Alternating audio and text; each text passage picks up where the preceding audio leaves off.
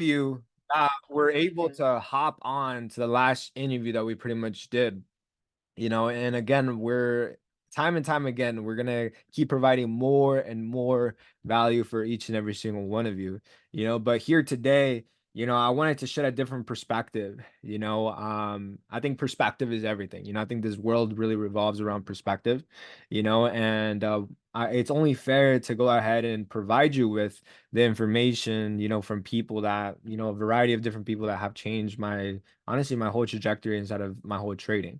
And today we have somebody that actually has been in the industry for the past 8 years now. He's been in the industry for the past 8 years now.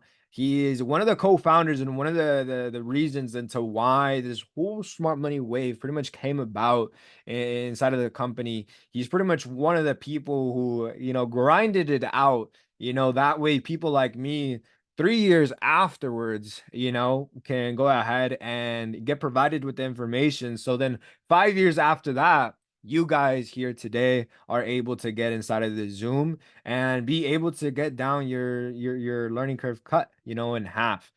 So this is somebody that has gone through the grind, and somebody who's not only just created success for himself, but somebody that has generated thousands of success stories, across the board, across thousands of people. Like I've seen the go lives. He's a very big reason into pretty much why I'm at where I'm at as well.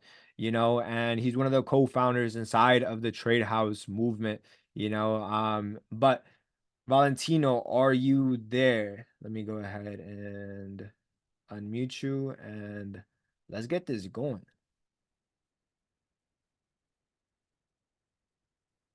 See if I'm able to unmute him. There we go. Yo, Yo, yo, yo. yo, what's good? What's good? What's going on? What's going on, bro? Here, I'm How's your day? here. Phenomenal, man. Let's get it. Definitely a lot of decent moves in the markets today. Yes, sir. Glad to be here with y'all. Appreciate you having me on the call as well.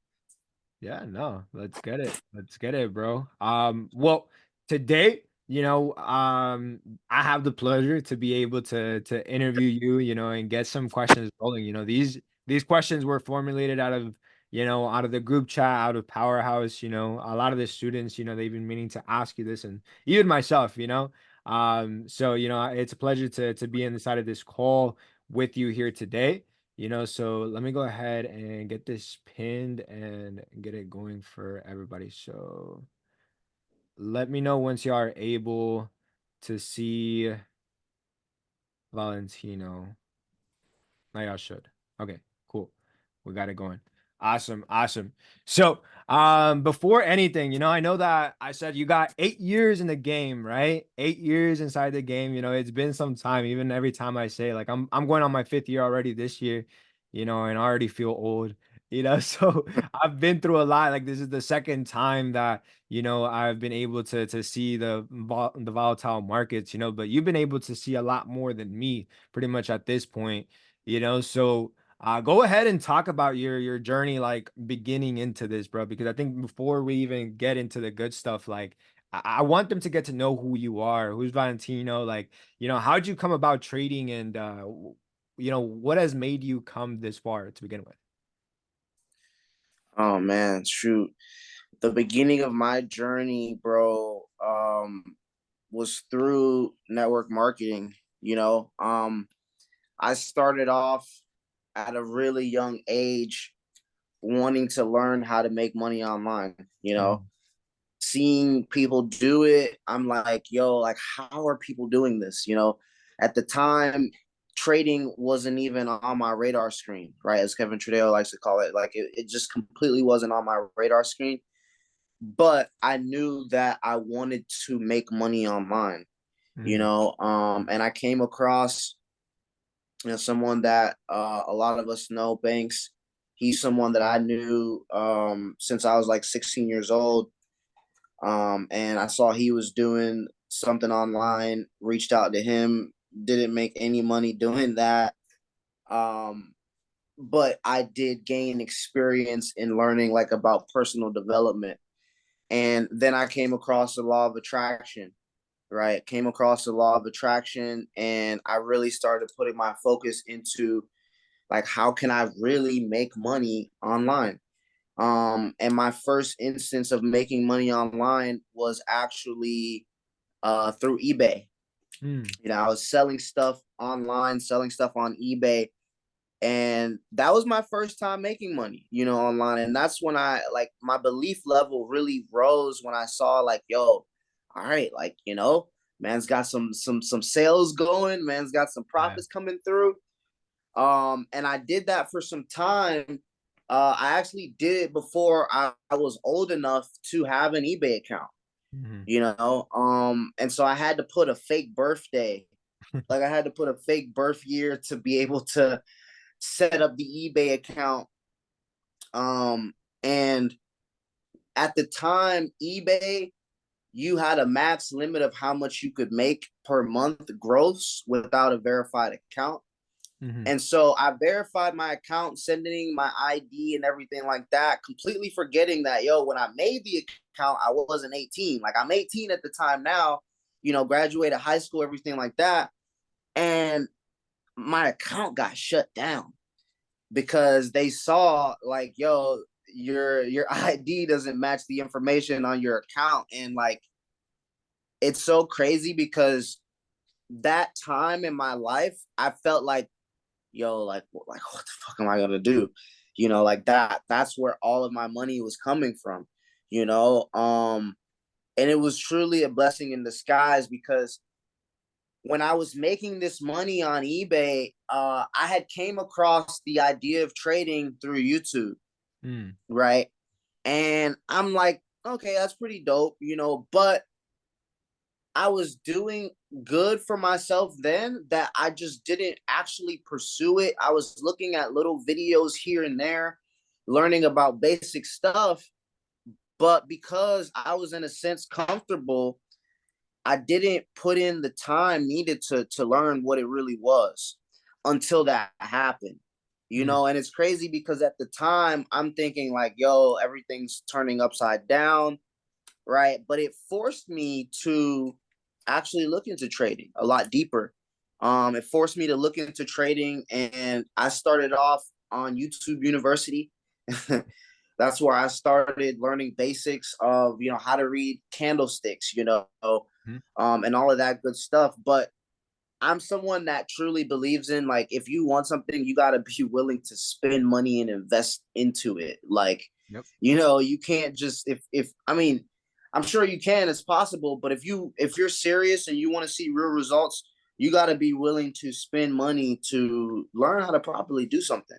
Yep. And so I was looking for mentorship and I came across a company, and that's where it all started for me. Mhm. It really started there, coming across this company and learning the basics, Mhm. learning the basics, and then getting introduced to the trade house. And then, of course, as I'm sure y'all all know, it's like once you get introduced to trade house, once you get introduced to people like Jordan Morgan and Mike Miles and Christian Vargas, the rest is history, man. But that's where it started for me. Okay, and for those of you that don't really know, like Valentino here started pretty much before I would say like because you started off with Trade House right before like any of the crypto movement happened and stuff like that. So you've seen the infancy pretty much. Even though whenever you started up with them, they were already kind of like barely developing. They were in their first couple years in. Like you still were in the development phase with them. And for those that don't know, I mean, like he's a part of a movement. He's a part of pretty much makes the circle of the people who's pretty much called out all the bottoms inside the markets when it comes down to commodities, when it comes down to the stocks, cryptos. They've called it time and time again. Not only this time that just happened just recently, but even during the COVID markets and prior to that. So, but it wasn't always like that. It was definitely a grind. I remember coming into side of the industry. I remember, like about DFW Trade House, seeing like the grind, back in those days, like pretty much that y'all had to do like a lot of sacrifices to get into y'all's position. So I think it's good because a lot of these students on the other side of this video, like they're in a year in, they think that it's all sunshine and rainbows. They're like, yo, like these people are snipers in the markets and stuff like that, but like they don't know what you had to pretty much overcome. So what were a lot of the adversities, like a lot of the challenges that you pretty much had to overcome, your first couple years, especially like whenever you began seriously trading? Man, I would say one of my biggest challenges was definitely detaching from money, and I think that that's a challenge that you're always overcoming because Mhm, it's levels to it. At first you're detaching from $100, trade, then you're detaching from $500 trade, then 1,000. So it's always levels to that. So like that was my biggest thing, was detaching from the money, mhm, to be able to execute and do things with a sound mind, yep, and not out of emotion. mhm, I would say my next thing was the transition from working to wanting to do this full time. mhm, Like that was, I mean, honestly, before I even got there, but like that was a really huge and challenging part for myself, with what I was experiencing and what I was going through and everything like that at the time.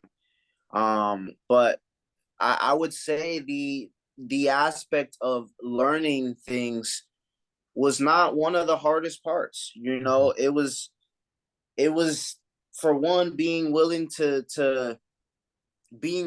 accept new information, and like being willing to completely shift your paradigm on how things work in the world, right? Because growing up and learning one thing from your parents, right, and from school, and then coming into this community, like if y'all know Mike Miles and Vargas, they're gonna melt your brain.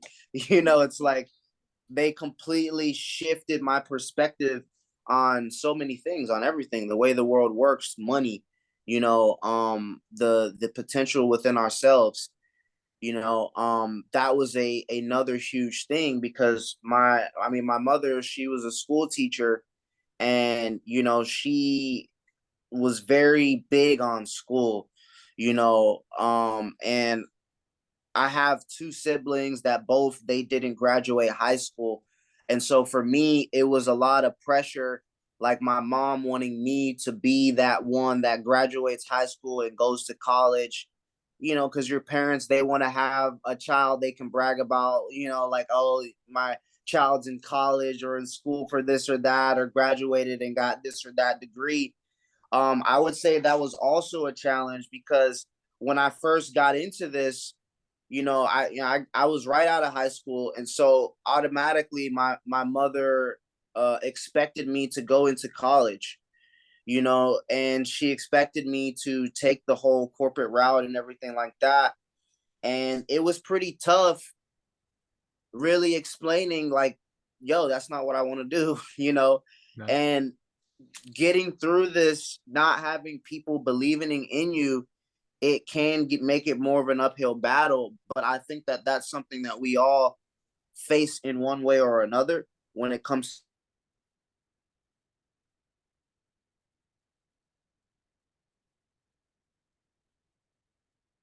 to a friend that I had, who just really kind of encouraged me, like, yo, like, if this is what you think you should be doing, then, kind of forget what everyone else around you is saying that you should be doing. Like, that's what you should,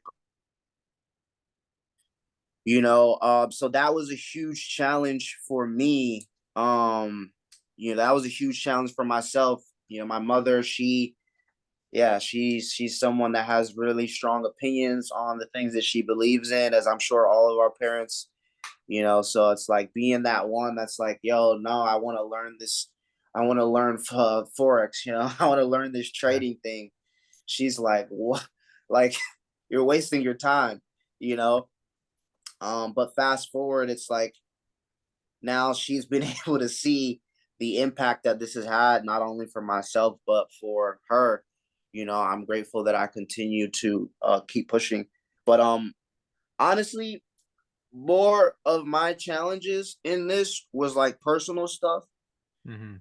not really, not really like learning the technicals or like stuff like that, because I knew that I wanted this, and I was obsessed. It wasn't a chore for me to get on the charts and start back testing, or to go through different books that are talking about trading, or go through, at the time, IML TV. Like that stuff wasn't a challenge for me. It wasn't a chore. It was like I was completely obsessed. For me, it was really more of the personal stuff, Mhm. right? And I'm gonna be kind of transparent on here, but like, health was a really big thing for me. A lot of people, some people know, some people don't, but I experienced what's known as like sickle cell anemia, and so like that was like I had to make it work for myself. Like to me, I didn't have any choice, right? But with what I had to experience with that, like even right now, I'm in the hospital, but it's like I still put in time on the charts as far as back testing, or reading something, or it's like, but it was like at the time I was like in and out of like jobs and stuff like that because of my health. And it became a thing of I didn't want to be dependent on anyone when it comes to me being able to live and create the life that I wanted. And I felt at the mercy of my boss. I felt at the mercy of whatever corporation I was working for, where it's like I would go to a place, I'd have to miss so many days because of health, and then it turns to like, yo, we might have to end up letting you go. It was, so for me, that was the challenge. Just really my health. And so like having those days when I would have those experiences, it was like pushing through that, and believing in myself, since I also didn't have the support system, but that was really the challenge for me. It was just I had to make it work. There was no other option. I was prepared to I was prepared to go homeless, and go through the worst of the worst. I was prepared to walk through hell to make sure that I could be the one in control of my life, and my circumstances. So Yeah. that was definitely the biggest challenge for me.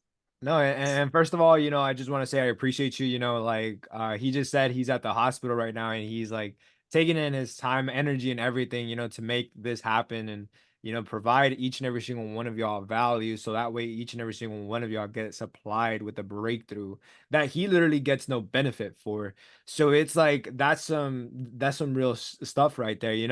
But what I really want to go ahead and abbreviate is like he was talking about like his hardest challenges wasn't the technicals, and it's oftentimes where they're not each and every single trader within their first year 2 years, they think that the hardest part that a trader has to overcome is the technical aspect of everything. And in no time did he ever mention the technicals. I believe even like the technical is probably going to be the easiest thing you're going to learn, but the personal stuff, the adversity, all of us go through different challenges because all of us have different lives in general, so all of us are going to be faced with different challenges that we have to overcome. So that's why I wanted to ask that question, because oftentimes people see like, your results, they see like obviously like the entries that you be posting and they're like, yo, that's so crazy, and you go over the entries, you go over the technicals inside of your goal lives and stuff like that. But they really don't really comprehend that a lot of it has to do with your mental, your fortitude that you pretty much built on, which now transitions on to my next question, which is now going into smart money concepts. So smart money concepts is not even just a strategy. I always say that it's really just a concept, a way of thinking, a way of living in general, so when boiling down to smart money concepts, like why do you believe that smart money like is pretty much I wouldn't say like the best strategy, but I would say like why is it that you've like just been able to kind of like put it out there and be like, okay, like this is like the best thing that I could possibly do. This is how I see the markets, and stuff like that. Like how would you explain that to the newest trader coming in? Man, I would say, and I truly believe this, especially looking and observing the markets over the years, smart money isn't just a strategy. It's the way the market truly moves. Hmm. And I think a lot of us that have been here, that have seen the results, we can attest to that. Day in, day out. It's the way the market moves and it's insane. But for myself, I I gained that huge realization the second time around, because the first time around trade outs we came across smart money and it just went completely over our heads. Institutional candles, all of these things, liquidity, it seemed like a lot at first. But then the second time around, having more of an open mind, it just really made sense. And it was hard at first because people were laughing at our style of the way that looking at the markets and saying how the markets were manipulated and all this stuff. They were calling us conspiracy traders. And it was just like over undeniable, seeing all the articles that are put out about these banks getting fined billions of dollars for rigging the markets. It became undeniable, and for me, I was always obsessed with understanding, with understanding. You can take a strategy and learn how to catch 50 pips, but you don't understand why that 50 pip move just happened. You don't understand why you just got the reaction that you got out of the area, or what's the underlying thing of what's going on behind the scenes with the economy, right? Or even behind the scenes of the algorithm. And so smart money, the deeper I dove into it, it it connected the dots to not only help you be able to catch these, what the fuck is drawdown entries. My guy here, Junior, is very familiar with those, but it gave you the understanding of what's going on and why this happened that way. And it just makes sense, and that was something that I really needed because I didn't want it to be like luck. Of course, the harder you work, there will be some luck thrown your way. But I truly needed it to be where it's like I understand what's going on, and it switched things to where things became objectively right or wrong based upon the understanding of the market. And so I would say to the newest person getting into smart money, approach it with an open mind and look to understand, overstand before looking to make the profit and getting these crazy entries.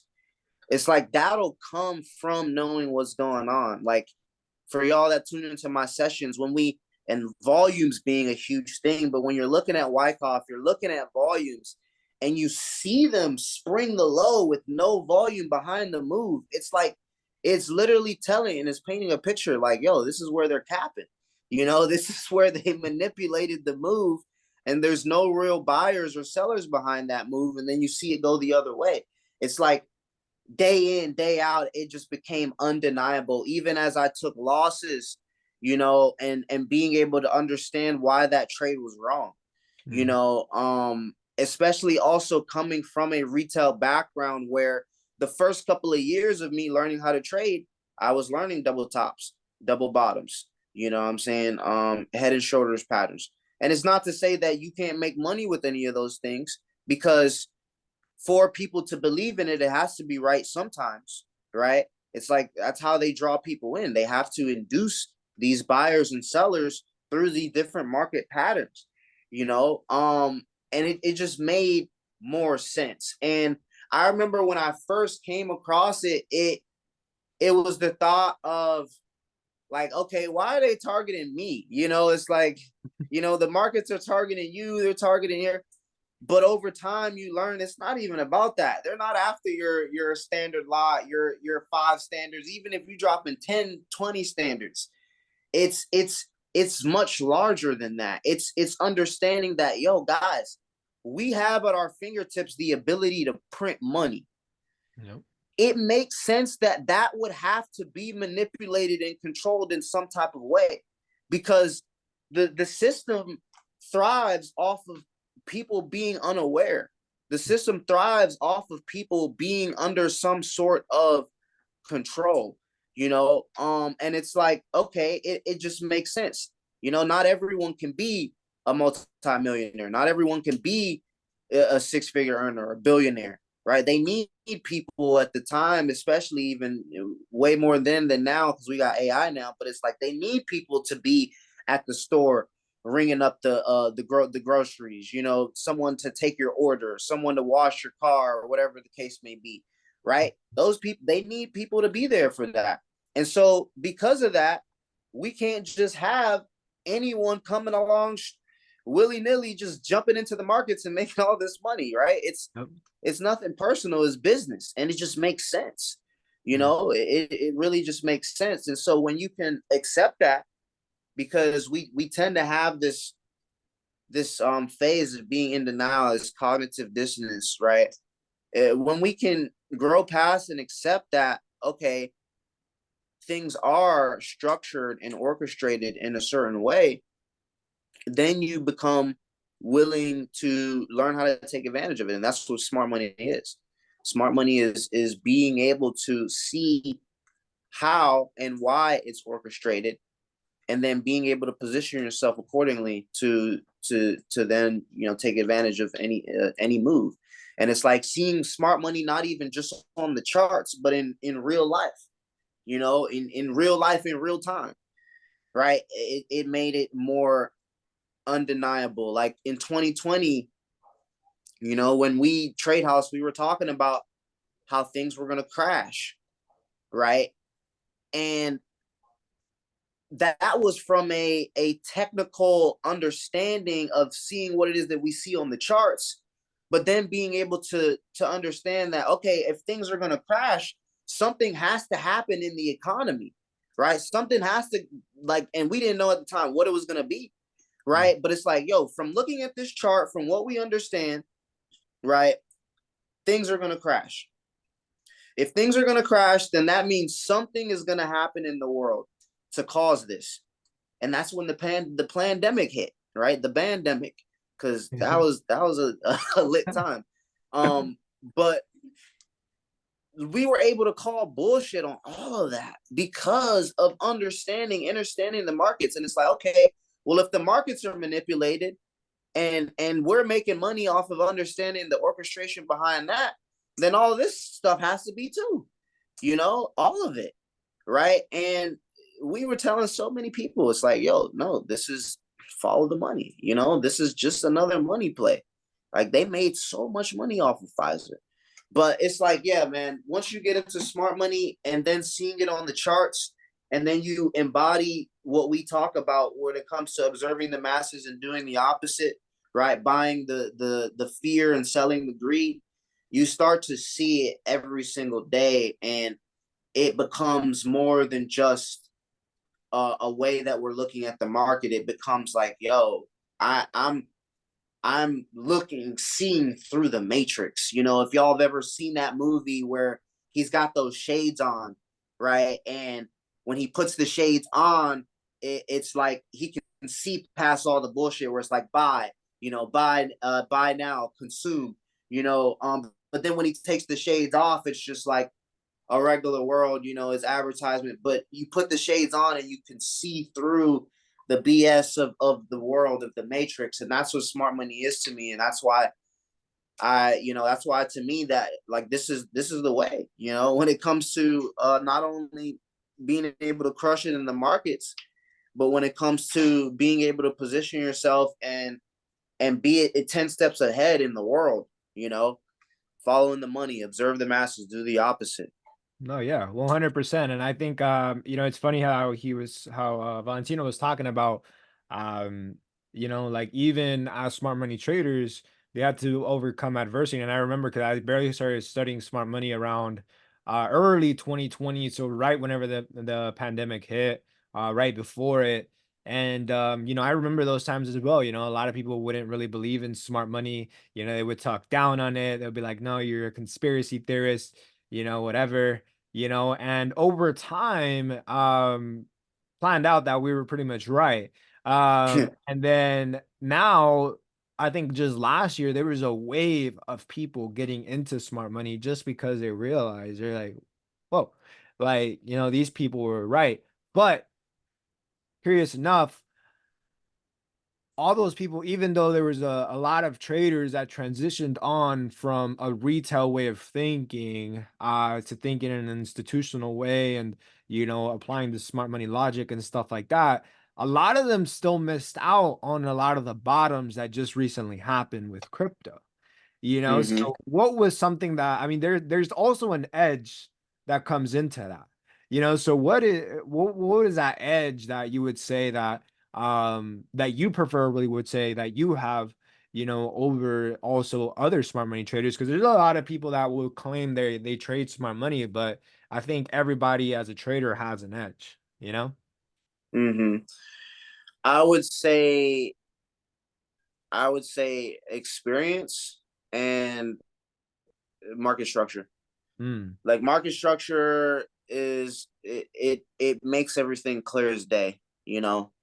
It really shows you if you are.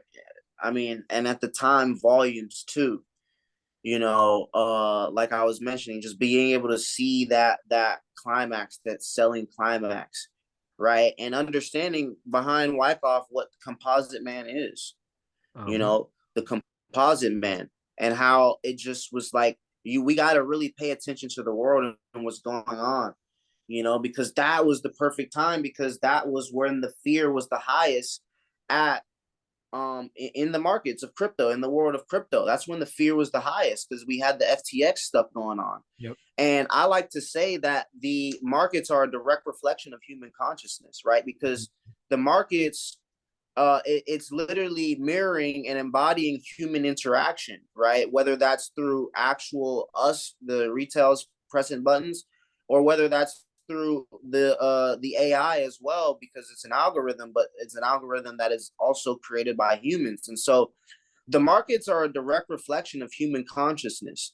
And Mhm. so at the same time that the fear was the highest in the world, that's when we saw that highest point in selling on the charts of Mhm. that climax, Mhm. right? And then buyers coming in and then seeing us and price come below those early buyers. And then once you see that market structure switch, is GG's. It's like, all right, it's go time. It's Yep. go time. But I would say market structure, man, because for me that is something that's super important, that I became obsessed with over the years. I had to make market structure objective for myself, Mhm. because it's such a subjective thing. Mhm. I had to make it objective for myself, and in being able to do that and seeing that break of structure on the daily, then the weekly, yeah, it was like, okay, yo, this is it. Even though structure can change, that was the first time to start buying in. And then as we saw the structure continuing to maintain, it's like adding in as we get those pullbacks around when we first got the break. But I'd say that was the edge, man. Market structure and volumes, right? Understanding Wyckoff And and now experience. Now, talking about experience, now there's one thing in particular that I would say that I admire about each and every single one of you, a part of Trade House is like you are continually developing, and I think for anybody that continually develops themselves, I have extreme respect for because I mean a lot of people within the trading industry which is pretty much this goes into my second to last question is a lot of people have that issue is that whenever they make their first 5-figure day or they make their first 6-figure year or even their first seven-figure year, the thing about like your years of experience is that you've seen a lot. You've seen a lot of students come and go, you've seen a lot of traders come and go, a lot of people that made a lot of money left, back where they started, and what would you say, like, out of you seeing that, visually seeing all those students that pretty much had that potential to really reach, even higher levels than you, but didn't, because they just stopped, their learning index pretty much came down. What would you say is like the biggest factor behind people that like grow this ego when it comes down to trading, because that's one thing that, like, especially like when learning about the markets, once people like tie in, if they tie in their money pretty much to their intellect in the markets, that's where it gets dangerous, so what would you say about that? I would say the thing that honestly I've seen most of the time, where people's ego gets really big, and it's like you said, man, they stop learning, because they think that they figured it out, and they're not understanding that they're always figuring it out. You don't ever get it. You're always getting it, Mm, because if the markets are, and I truly believe this, but if the markets are a direct reflection of human consciousness, and we as humans are constantly changing, then that means the markets are constantly changing. And mm, so if you as a human, you need to grow and adapt, then like if the world grows and adapt, then you also need to grow and adapt. And yep, we're constantly growing and needing to grow and adapt, and that's really the biggest thing. Like, people get comfortable, people see certain success, and they think that, oh, this is it, this is the pinnacle, this is it. I don't need to, I've done all the work, I've put in the 10,000 hours. Shit, put in 10,000 more hours. yep, It's like people think I put in the 10,000 hours. Now I could just sit back and kick my feet up and chill. hmm, And it just doesn't work that way. You always have to be willing to learn more. And that's one thing I respect also about my mentor, and that's Jordan, hmm, because even with the position that he's in, he's always looking to learn more. He's always looking and reading something new, and that's what just needs to be done, right? Because the world is forever changing, right? And one thing that I like to say is, right, if you think about nature, right, and you think about the wild, right, the way that it works in the wild is, if you do not change and adapt with what's going on in the environment, then you go extinct, yep, right? Well, in the economy, if you don't adapt and change what's going on to the economy, then you go broke, right? It's the same thing, but in a different aspect. And so it's like people get used to the current environment, and they've adapted to that. But then when it switches up and things change and the conditions change, because we're always going through cycles, everything goes through a cycle, right? Then that's when they get tripped up, you know. It's understanding that everything is cycles, right? And the market shows us that too. But the market, it goes through 100-year cycles. hmm, And last time I checked, none of us on here are 100 years old, yep, right? And so if the market goes through these 100-year cycles, then that means there's a cycle on here that every single one of us has never even seen before, right? Same with Jordan. There's a cycle that none of us have ever seen. And so we have to continue to learn and adapt, right? And I think that's just where people go wrong.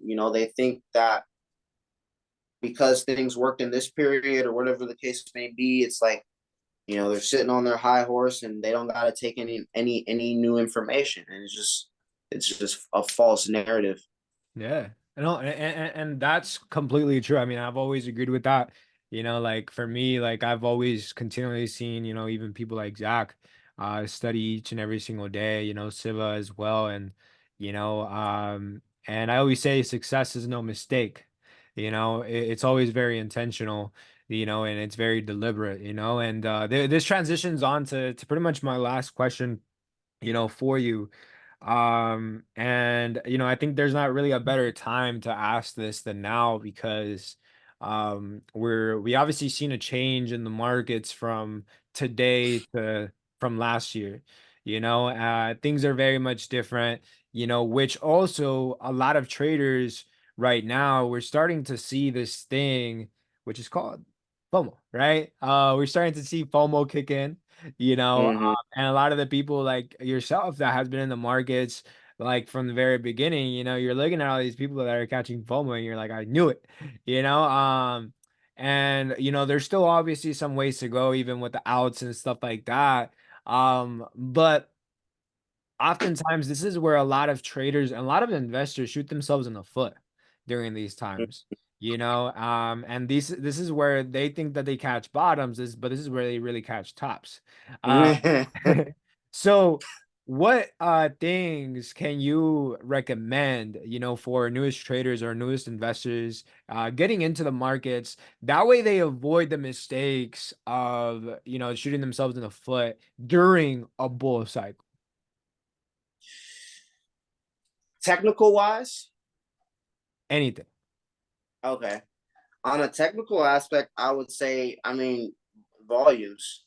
Hmm. That was one of my biggest breakthroughs last year, and that even just kind of goes to show how being teachable and coachable is important, because I didn't even know most of my trading career or use them, and then we came across this book and started looking into it, and it's been one of the biggest breakthroughs for, I'm sure, a lot of us here. But volumes is one thing that can keep you on the right side, being able to spot and watch out for when we're getting that distro. Hmm. And then I would also say patience. Mm. I mean, like, that's just a given factor. It's like a lot of people are FOMOing and they're like, yo, I've missed it, or whatever the case may be, and they're trying to hop in. But one thing that I've learned from, and experience showed me this, is there's always opportunity in the markets, Yep. and so I rather do something in a way that is following a plan than to just kind of jump the gun. Mm. It's like I rather go through the consequences of following my plan than the consequences of not following my plan. And That's when it comes to crypto, you got to have a plan too.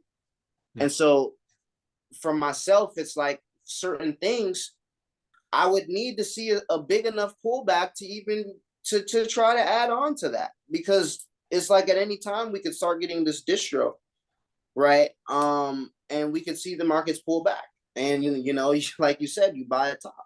Now, Mhm. another thing is going to be being able to be adapt. Like, you have to be able to be in a what's the word I'm looking for? Like, almost like a flow state, to where you can flow and Mm. understand like how things are going to switch and transition to where you can still take advantage of a lot of things near the prices that they're at now, but not marrying a position Yep. or a trade to where you have to be able to respond to what the market is showing you and not what you want it to show you. Hmm. Like, that was a big thing for me that I had to learn and overcome, because sometimes we can let what we want to see cloud our judgment of what we're actually seeing.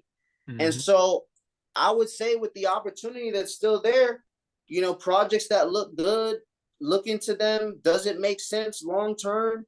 And go ahead, you can take advantage. Yep. But when your technicals are showing you like, yo, this is about to go the other way, like, you just gotta call it as it is. You can't marry like, dang, I just put in X amount of thousands of dollars into this, but now the technicals are showing me it's about to go down. Maybe it doesn't go down. Right. And now you're trying to hold on to a trade that is showing you that it's going the other way. And now you can definitely say, well, shit, I know what the fuck drawdown is now. Like, so like, that's a big thing. Separating what you want to happen with what the market is showing you, Mm. right? And so a lot of things right now are still in a very nice bullish structure, and there is opportunity there. There's a lot of things right now that are lagging, and Mm. there's opportunity there, but you have to have a plan. It's just like trading. You got to have a plan where you're like, hey, after this much percentage that I'm looking for, or this hit my target, I get out, I partial some, right? Mhm.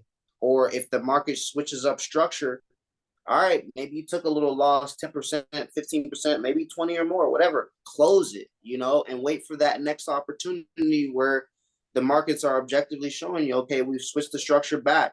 Or you just got to be willing to, you believe in a project so much, so long term, that honestly, what price you get it at doesn't matter to you. If you believe in something that much to where you're taking every opportunity that's there because you're looking at it so long term, Mhm. like that would have to be the approach if you aren't going to try to precision it down to a more precise entry for these crypto moves that we're seeing.